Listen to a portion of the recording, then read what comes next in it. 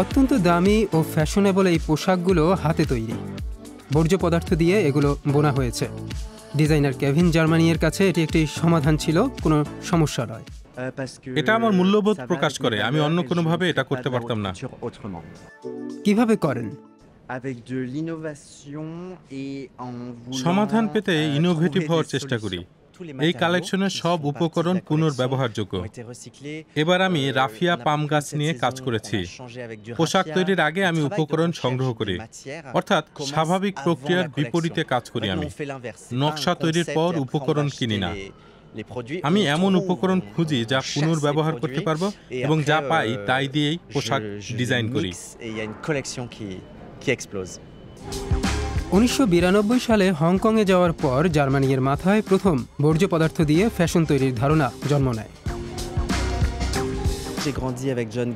ডিওরের জন গালিয়ানো আর জিভুঞ্চির Ricardo টিসির কাজ দেখে আমি বড় হয়েছি। মুক্তা দিয়ে তৈরি তাদের সৃষ্টিগুলো দারুণ ছিল। এরপর যখন আমি হংকং যাই, তখন এমন সব পুঁতি দেখেছি যেগুলোকে বর্জ্য হিসেবে বিবেচনা করা হচ্ছিল। তখন মনে মনে ভাবলাম, লিনেন আর পুরনো চাদরের মতো কাপড় ছাড়াও অন্য কিছুও পুনর্ব্যবহার করা যায়। আসলে সবকিছুই পুনর্ব্যবহার করা যায়। কিন্তু ক্রেতারা কি পুনর্ব্যবহৃত উপকরণ দিয়ে তৈরি এসব পোশাকের জন্য অনেক অর্থ খরচ করতে আগ্রহী? আজকাল সবাই পলিটিক্যালি কারেক্ট হতে চায়। হয়তো সব কোটিপতির ক্ষেত্রে এই কথাটা সত্য নয়, তবে আমি রিসাইক্লিং, আপসাইক্লিং এবং সাস্টেনেবিলিটির সঙ্গে আছি। আমার এমন পোশাক আছে এই কথা বলতে পারাটা এখন ফ্যাশন জগতে অনন্য বিবৃতি হিসেবে দেখা হচ্ছে। জার্মানির ক্রেতাদের মধ্যে বেশ কয়েকজন সুপারস্টারের নাম আছে, যেমন মার্কিন গায়িকা Taylor Swift, German model Heidi Klum আর ব্রাজিলিয়ান অভিনেত্রী জেসিকা কায়ান। এটা প্রমাণ করে যে ওট কুটুয়োর টেকসই হতে পারে এবং এতে বিভিন্ন ধরনের উপকরণ ব্যবহার করা যেতে পারে। এটা বিশ্ব ও আমাদের গ্রহের জন্য খুবই গুরুত্বপূর্ণ। জার্মানিয়ে এই পোশাকগুলো নিখুঁতভাবে তৈরি করেন। প্যারিসের ফ্যাশন জগতে হালের প্রিয় ব্যক্তিত্ব হলেন কেভিন জার্মানিয়া।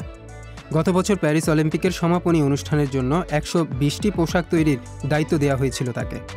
কিন্তু ঠিক কোন বিষয়টি তাকে অন্যদের চেয়ে আলাদা করে? আপসাইক্লিং, রিসাইক্লিং এবং পুরনো কাপড় নতুন করে তৈরি।